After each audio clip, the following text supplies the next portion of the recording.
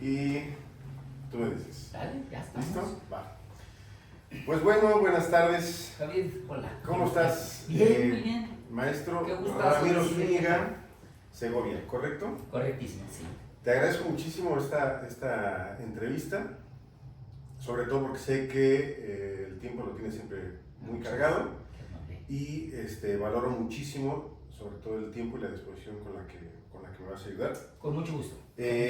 Voy a presentar primero un poquito de quién es nuestro invitado el día de hoy. Voy a empezar con la formación académica, la voy a leer porque es mucha. Es licenciatura en Psicología en el Centro de Estudios Universitarios de Monterrey, diplomado en Psiquiatría Institucional, Comunitaria y Rehabilitación Psicosocial en el Hospital Psiquiátrico de La Habana, Cuba. Esto en el 99. Sí, hace unos años. Diplomado en Consejería Terapéutica en Drogodependencias, Fundación Hogares Claret, esto en Medellín, Colombia, en el 2013. Entrenamiento práctico en el ámbito de las adicciones por la UNAM en 2014. Diplomado en programas validados empíricamente para salud mental y adicciones, esto en la UA 2020. Fuiste psicólogo en el Hospital de Psiquiatría de Aguascalientes, institución, quiero que me digas si es correcto o no. ¿Fuiste parte de la fundación de ese hospital? Del hospital no, del área de adicciones, del área de Capra. ¿Qué es Capra? Cuando yo llego al hospital ya existía desde el 84, ¿dónde está? Y Capra surge por ahí del 79. Capra es el área de atención de adicción del Hospital de Psiquiatría. Y sí me toca desde su inicio, arrancarla y después una segunda refundación, una construcción nueva por ahí, en el 2013. ¿Y fuiste ahí coordinador, digamos, y fundador, podríamos decir? Sí, empecé como psicólogo en mis andanzas de psicólogo, luego estuve como secretario del sindicato de trabajadores del hospital con 2 años, la experiencia mejor para que sea psicólogo, y luego como coordinador del programa y jefatura de psicología, los últimos 20 años. Nada más. Más o menos. Nada más 20 años. 20 años. Secretario, es lo que me comentaba, secretario técnico del Consejo contra las Adicciones del Estado de Aguascalientes. Nuestro otro fue del sindicato, secretario del Consejo contra las Adicciones del Estado. Instructor del Instituto Estatal de Seguridad Pública. Sí, también. O sea, ¿instructor en qué? Instructor de defensa personal del instituto. Y aparte daba unas materias que se llamaban entrevista y con los policías dábamos grupos de crecimiento personal, hablando de crisis en el importante. Entonces daba crecimiento personal, daba entrevista y daba defensa personal, así como toda otra área diferente. Muy interesante. Y bueno, pues eres psicoterapeuta privado desde 1991, tengo aquí. Más o menos, ¿sí? Más o menos 91. Y aparte de todo esto, docencia universitaria en la Autónoma de Aguascalientes, Universidad del Valle de México. 14, 15 años, otros 7. Universidad Panamericana. Otros 10. De 2010 a 2020 tengo aquí. Sí. Y actualmente en la Global University. Ahí estamos, sí, con muchísimo gusto. ¿Me equivoqué en algo? ¿Todo bien? ¿Faltó algo? No puedo, depende de qué vas a decir. No sé. No, está bien, está bien. Sí, yo hasta aquí tengo. Sí, hizo fatal. está bien. Pues bueno, te voy a dar una... Hice un diplomado no está actualizado, en cognitivo conductual, en la Universidad Marista de Guadalajara hace como unos años y medio, 2 años. Cognitivo conductual, entonces... Ese no lo tenía, ese dato me faltó. Y una maestría en psicoterapia gestal. No, entonces sí me faltaron. 2 puntos importantes. Qué bueno que nos lo aclaras. Y bueno, pues bienvenido a este podcast entrevista. Y el tema es sobre la intervención en crisis interdisciplinaria. Que eso para mí es como muy importante porque gran parte del tema quiero llevarlo hacia ese punto, ¿no? Hoy tengo el privilegio de hablar con el maestro Ramiro y yo creo que nos va a ayudar mucho con la información que nos puedas dar. Ojalá sea concreta y útil. Dividí en ejes. Vamos viendo las preguntas, ¿sí?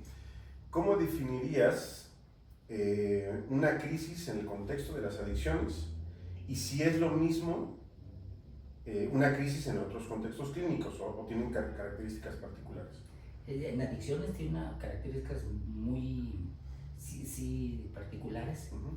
Si definiéramos, entendiéramos la crisis como ese momento donde los recursos ya no alcanzan, la familia ha estado funcionando, el paciente ha estado funcionando de cierta manera y los recursos ya no alcanzan, hay un quiebre y ahí entra la crisis. Entonces la crisis se da tanto en la familia como en el paciente, entonces todo el entorno entra en crisis. Lo peculiar es de que las crisis son cortas, si no se atienden, cuando se sale de la crisis, cuando se resuelve de manera natural, genera más resistencia. Entonces, el paciente que estuvo en crisis, la familia que estuvo en crisis, la siguiente vez va a ser más difícil. Por lo tanto, se requiere que las instituciones estuviéramos permanentemente listas para recibir a personas que decidieron internarse.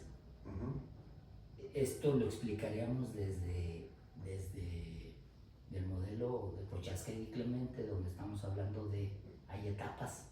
Entonces cuando llega la etapa de decisión, si no está la institución para recibirlo, se genera una resistencia. Entonces, la institución tendría que estar lista con esa conciencia de hay que recibir en el momento que esté en crisis, no importa la hora. Cuando dices institución, y aprovechando la mucha experiencia que tuviste en Capra y en el hospital psiquiátrico, ¿cuáles eran las situaciones de crisis más frecuentes con las que te encontrabas tú y tu equipo? Porque imagino que era un equipo, ¿no? ¿Cuáles eran? Dos ejemplos, pues. Intoxicación y abstinencia. O sea, los dos momentos donde está intoxicado, que lo descubren por primera vez, la familia se da cuenta por primera vez que se está intoxicando, y regularmente cuando es con los legales, pues lo busca internar. Entonces, ese es un momento de crisis. El otro es cuando entra en abstinencia, deja de consumir y entonces empieza a tener síntomas fisiológicos, cognitivos de abstinencia. Ahí es donde decide internarse. Las otras crisis son muy médicas, las crisis de sobredosis, esas se atienden en hospitales generales, no en el hospital. En el hospital. No, en alguna de las dos primeras, ¿hay emergencia también? O sea, ¿va a acompañar la crisis con emergencia? En la intoxicación hay menos emergencia, porque pues bastaría con el tiempo y se da la intoxicación, pero en la abstinencia es una emergencia que tiene que atenderse con todos los cuidados de la crisis de la emergencia, porque si está comprometido se puede dañar el cerebro en la abstinencia.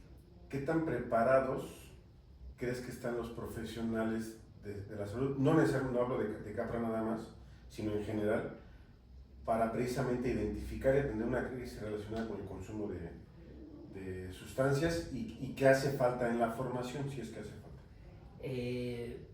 Fuera de las personas que están metidas en el medio, o sea, el personal de Capra y de las clínicas particulares que están atendiendo adicciones, que creo que sí están capacitadas, pero no por las universidades, sino están capacitadas o por la especialidad de la Universidad de la UNAM o por el Consejo Estatal contra las Adicciones, que es donde se les ha estado capacitando.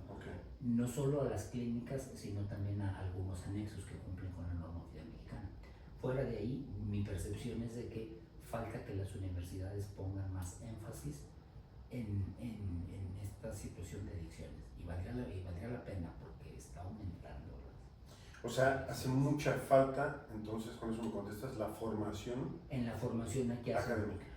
En la formación hay que acentuarlo o abrir especializaciones en las universidades para adicciones. ¿Tú dirías que estudiar psicología o enfermería o medicina y después especializarse? Sí. Okay.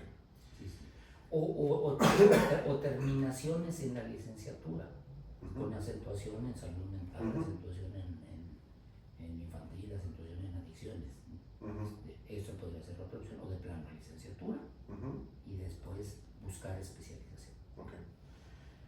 El siguiente eje que me parece muy importante, que es justo la comunicación interdisciplinaria en crisis, ¿no? Porque preparando un poco esta información, piensas en muchos escenarios y aunque estamos enfocados en este momento con el tema de adicciones, pues yo me imagino en un choque, por ejemplo, el primero que llega no es el psicólogo para atender una crisis, ¿no? Es o el policía, o el bombero, o el paramédico, o bien el transeúnte, o el otro conductor, ¿no? Pero hablando de profesiones, en una situación de crisis por consumo, ¿quiénes son los actores que típicamente intervienen y cómo es la comunicación entre ellos en la práctica real, me refiero? Sí. En el caso de accidentes, que es donde está el alcohol, va de la mano con los accidentes. En el caso de los accidentes, regularmente lo que se resuelve es la crisis médica. Entonces el paramédico, el policía, el tránsito, lo que observa es una persona accidentada con daños, con lesiones, las heridas. Entonces se manda al hospital. Ellos allí en ese primer momento no tendrían que evaluar nada en torno a las adicciones. Porque podría estar o solo intoxicado, o intoxicado y tener dependencia, o intoxicado y alguna otra complicación. Entonces, en este primer contacto ahí no. El siguiente contacto, cuando ya está hospitalizado y entonces ya se resolvió la urgencia física, la urgencia médica, ahora sí el personal del hospital es el que tendría que hacer una primera intervención. Ahora sí hablamos ya de enfermería, trabajo social, médico general, psicólogo del segundo nivel de atención, o sea, del hospital. Y ahí tendría que estar capacitado en identificar personas que son dependientes, su nivel de dependencia para saber hacia dónde canalizar. Identificar personas con dependencia, hacer una intervención para motivar el cambio. La adicción o la enfermedad adictiva es muy compleja, puesto que el enfermo casi nunca quiere curarse. Entonces necesita una intervención que lo motive a buscar el tratamiento. Pero tiene que ser oportunista y tiene que ser con ciertas características, básicamente usar la entrevista motivacional. No están preparados en la entrevista motivacional, ni el psicólogo, ni el policía, ni el enfermero, nomás los personal que trabajan en la clínica. Y en la licenciatura que estamos metiendo así la entrevista motivacional como parte de la formación. Pero, entonces, el otro momento donde tendría que identificarse es en el primer nivel, no cuando hubo accidente, sino cuando llega y pide consulta en el consultorio, en el centro de salud. Y entonces observamos que hay personas que cada lunes llegan a consulta y llegan intoxicados, o cada lunes llegan con síntomas de cruda, pues entonces ahí es la intervención. O sea, desde ahí tendría que ser. Desde ahí, aunque no necesariamente se identifica como crisis, pero es una intervención ahí puede ser muy oportuna. Entonces, en el primer nivel, el trabajo social, enfermería, psicólogo, médico. En el segundo nivel, después de un accidente, cuando ya se dio la parte médica. Y ahí son más sensibles, porque ahí están con culpa. Ya. ¿Cuáles son las dificultades más frecuentes en la comunicación entre profesionales de distintas profesiones, precisamente? Cuando la prioridad, los hospitales generales no les importa resolver adicciones, les importa resolver temas de salud. Entonces, llega un hospital general y está alcoholizado, dicen, no, déjame la cama para alguien que sí está enfermo. Yeah. Entonces, luego llega con nosotros adicciones, o a psiquiatría también sucede. Llega con nosotros adicciones a psiquiatría y decimos, espérame, pero es que aunque esté intoxicado, tiene una complicación médica que tiene que atendérsele primero. Entonces, como cuestión de prioridad. Cuando ya está cuando ya entró al sistema de salud, ya no le veo mucho problema, porque entonces ya hablamos en los mismos temas cuando hablamos de referencia y de contrarreferencia, que tendríamos que iban a llevar una materia en la universidad justamente para esto. La referencia y la contrarreferencia, cómo debe hacerse. Ya dentro de las instituciones ya no batallamos en la comunicación, batallamos como en pues lo que ve oportuno el psicólogo, lo que ve oportuno el médico. Entonces ahí es la habilidad de cada uno para imponer o para conquistar su propio interés.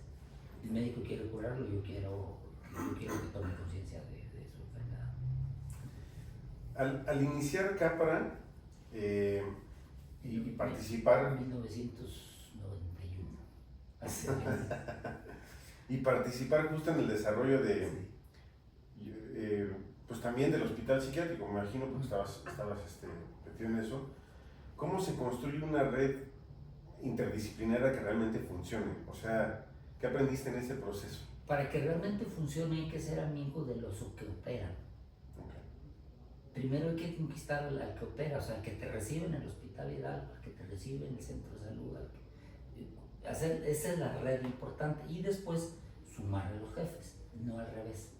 Como primero ir hacia las jefaturas, entonces a las jefaturas, a las direcciones hay que solo sensibilizarlas para que nos dejen pasar, pero hay que venderse con la red, con los operativos. Entonces hablar con ellos y sí ser muy claros, muy francos del alcance que va a tener cada paciente, y después adelantarle al que no está entrenado en esto que va a haber muchas recaídas, y que entonces el paciente que le mando una vez se lo voy a mandar 2, 3, 4, y dice, oye, pero ya lo atendí, entonces pues, sí es adicto y va a tener recaídas. Regular, solo el 10% de las personas dejan de consumir, remite el consumo en el primer internamiento. Solo el 10%. Entre el 10 y el 14, 10 y el 15. En el primer internamiento. Necesitan más internamientos para que remita el consumo. Que eso es algo que no entendemos la población en general. O sea, el recaer es parte del tratamiento. Y que normalmente hay este estigma, uno, al adicto, y dos, a la recaída, porque se entiende la recaída como un fracaso, como un no quiere curarse, no quiere. ¿No es correcto? O lo está haciendo mal. O lo está haciendo mal la institución. Entonces, en la red tengo que fortalecerle al que no está entrenado que va a haber recaídas, y que la recaída debe tomarse como parte del proceso, que estamos en un proceso. Nadie deja de amanecer y ya no consumir. Hubo un proceso. Entonces, importante trabajar en ellos, a nivel de tierra con los operativos, y después sensibilizar a los jefes. Claro. Vamos con el tercer eje, que es referencia y derivación. ¿Cómo sabe un profesional cuando una persona en crisis por adicción necesita ser derivada a un nivel más especializado, digamos? Sí. ¿Qué criterios usa? Y si es que se da. Sí se da, si es necesario, y es muy concreto. Tiene complicación médica, tiene que ir primero al hospital. Ni siquiera tendría que verlo en la consulta. Si tiene una complicación médica, y la abstinencia es una complicación médica. Entonces, si tiene una complicación médica, tiene heridas o está en abstinencia, va al hospital. Pero desde el hospital entonces habría que hacer el enganche para después pasarlo al siguiente tratamiento. En la entrevista inicial que hace el profesional, entonces habría que determinar su nivel de dependencia, su motivación al cambio y sus rasgos de personalidad. Creo que estas tres cosas son básicas. A mayor nivel de dependencia, mayor urgencia. Si está en una etapa del cambio, si su motivación al cambio está en una etapa ya avanzada de determinación, tiene que irse, es buen momento. Y tener cuidado con algunos rasgos de personalidad que son muy difíciles de atender en internamiento, porque la posibilidad de atenderse es o se interna o tratamiento ambulatorio. Internamientos, personas narcisistas, rasgos narcisistas, y personas con trastornos antisociales, trastornos límites, tienen mal pronóstico. Entonces primero hay que atender los rasgos de personalidad y después atender la adicción. Sería como en esa priorización. Okay. ¿Sí? Y entonces sí tener claridad. O sea, creo que el entrenamiento sería como en esas evaluaciones y en esa claridad. ¿Qué información es indispensable, según tu experiencia, comunicar al momento de derivar a alguien? O sea, ¿qué pasa cuando esa información no llega completa o no llega a tiempo? Porque creo que me parece importantísimo ese punto, ¿no? Porque pareciera que a veces es como de, no, pues ahí te va, no es mío, ¿no? Al paciente, a la persona que derivo, decirle a dónde se va a dirigir, o sea, bien concreto. ¿A qué institución, con qué persona, dónde está ubicado? Eso al paciente. Al paciente, Okay. porque si no, no va a ir. De entrada ya hay resistencia. Entonces, ¿dónde está la institución? ¿Cuáles son los teléfonos? ¿Qué costos tiene? ¿Cuáles son los horarios? ¿Quién lo va a recibir? Por eso la red de a pie, sabemos quién lo va a recibir allá. Y así tiene mejor pronóstico. al paciente, a su familia.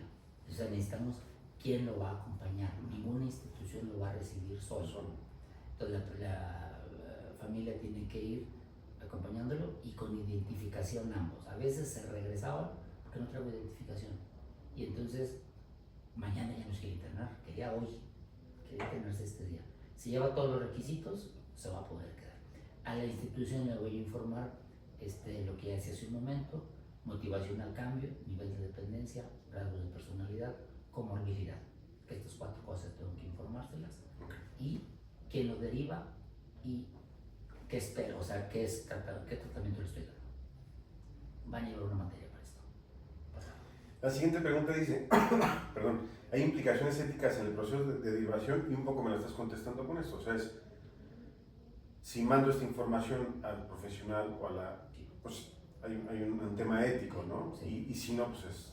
Y lo ético sería derivar a la institución adecuada incluso hasta por costos. Porque también puede ser que entonces yo derivo a una institución que a mí me da beneficio, pues aunque no sea la mejor, me da beneficio, no es la mejor. Entonces, a la mejor institución en el mejor momento. ¿Y cuál es la mejor institución? Hasta por costos o por rasgos de personalidad. Hay instituciones que no van a poder atender a personas con rasgos antisociales, pero otras sí, por el tipo de tratamiento. Y entonces lo ético sería hacerlo a tiempo, hacerlo en el momento adecuado, y si no tiene buen pronóstico, incluso ahorrarle el dinero a la familia. Ahorita no lo internes, ¿para qué? Porque a veces entonces la familia va a vender su casa, va a vender su coche para internarlo, y si sabemos que tiene mal pronóstico, está en una etapa muy inicial del cambio, ni le muevas. Primero hay que generar conciencia, y después mandarlo. Que me imagino que ha de ser complicado que la familia entienda esto, ¿no? Porque la familia lo que quiere es ya meterlo, ayudarlo, y el que le digas espera, ¿no? Es momento. Qué bueno, Cris, porque entonces es ético trabajar con la familia. Si la persona no ha podido cambiarse, entonces hay que hacer que la familia genere cambios. Cuando se cambia el entorno, entonces empieza a haber cambios. Y cuando la familia entiende esto, ellos empiezan a hacer el primer cambio, y ese cambio genera malestar. Entonces, la piedrita en el zapato se la ponemos al paciente, se la quitamos de la familia y ponemos al paciente para que entonces él quiera hacer el cambio, no al revés, porque a veces la piedrita en el zapato y está moleste a la familia, nunca se va a rehabilitar el otro, no va a estar motivado. Claro, sí.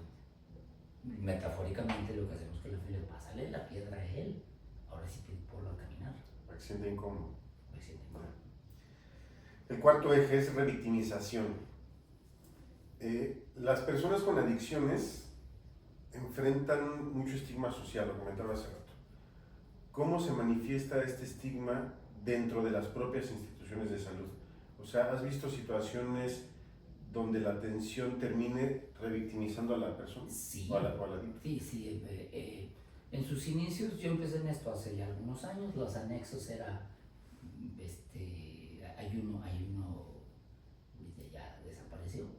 De hecho, desapareció cuando se fundó Capra, que tenía, por ejemplo,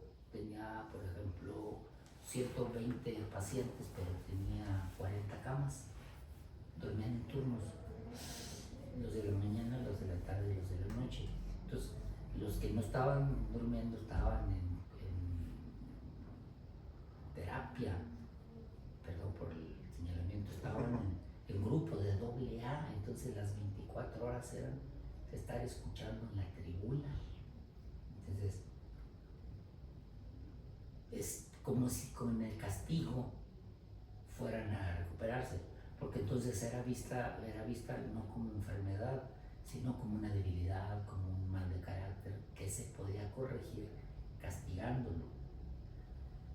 Capra estaba nuevecito, 2013, recién acondicionado, construido. Es más, estábamos integrando a los primeros pacientes y llegó una señora, me acuerdo de ella, y entonces pues le enseñamos las instalaciones. Bien, señora, y me dijo, ¿y cree que se lo merezca? Ha hecho esto, y era su hijo, ¿y cree que se lo merezca? Entonces, ella todavía está, y muchos todavía están llegando a pensar que tiene que estar incómodo, mal, hay que castigarlo, bajo cuando andabas en la calle, no pedías, no tenías todo esto. Entonces, y esto refuerza el estigma. Y esto lo vuelve, lo optimiza, sale menos. Y además si el paciente siente culpa, pues no va a poder escapar. El estigma se da con el adicto, sobre todo con algunas sustancias. En el caso del alcohol, en el caso del tabaco, no hay Es el mismo estigma. hasta que pierdes. Entonces es una contradicción. Te estoy invitando a que consumas. Es bien visto que consumas, te celebro que consumas. Pero si rebasas cierto límite establecido, ahora sí ya te voy a estigmatizar.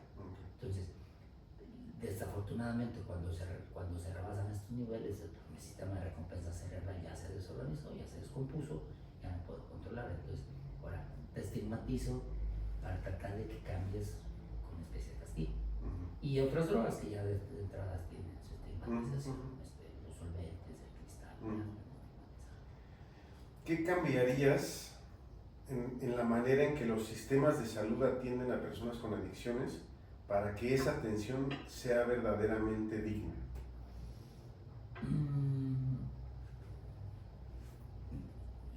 Fortalecería el tercer nivel, o sea, los internamientos, como tenerlos más disponibles, accesibles económicamente, porque eso no están siendo accesibles. Ponerlos a que fueran accesibles, estandarizar un modelo de tratamiento. El Consejo Nacional contra las Adicciones propone es un modelo cognitivo-conductual, que es el que les da muy buenos resultados, equilibrando entre el plazo de atención con los resultados. Probablemente otros modelos estén dando resultados con menos personas a más largo plazo. Entonces, lo que se ha encontrado es que ese modelo cognitivo, que los entrenamientos entre 3 y 6 meses, la OMS ha estado estudiando esto, y entonces como estandarizar, pero a toda la población, trabajar más hacia la población de que es una enfermedad, no es un vicio, y más detección temprana en los primeros niveles, ahí podemos captar a muchos. Y pues ya que estamos, capacitación, padres de familia, para hacer supervisión adecuada no estamos supervisando a los adolescentes, y capacitar a los adolescentes particularmente en el autocontrol. Adolescentes autocontrolados, padres que supervisen, instituciones que informen, ahí tenemos ya una buena red, y después ya toda la red respectiva. Sin ataques, porque creo que los papás lo que estamos haciendo, lo que está pasando en las sociedades, no supervisar, sino atacar, ¿no? O sea, busco en la mochila, busco ya culpándolos, ya acusándolos, ¿no? Y eso, pues, obviamente... Con estrategias adecuadas de supervisión. Sí. Okay. Vamos con el último eje, que es impacto emocional en el profesional. Que esto también me llama mucho la atención, porque se habla en adicciones, hablas del adicto, hablas de las instituciones, hablas de la familia, pero nunca hablas del profesional, solamente de la institución. Sí. Trabajar con personas en crisis y con adicciones durante más de 30 años pues es emocionalmente muy desgastante, me imagino. Sí. ¿Cómo viviste este impacto a lo largo de tu trayectoria? Es muy complicado. En el caso personal, y perdón por personalizarlo, es necesario tener como actividades fuera, actividades diferentes fuera de lo institucional, que tengan totalmente diferentes, totalmente su rumbo. Creo que eso protege. Y espacios de no ir a trabajar. En el hospital de psiquiatría desde hace muchos años hicimos una gestión y logramos que al personal del hospital se le diera un 20% más de salario y 10 días al año extras de vacaciones. Un periodo de 10 días al año. Entonces el personal del hospital y el de Capra tiene 3 periodos de vacaciones al año y un sobresalario del 20%. La justificación es el contacto constante y directo genera desgaste emocional. Y lo pudimos justificar hace años, hace 25 años más o menos.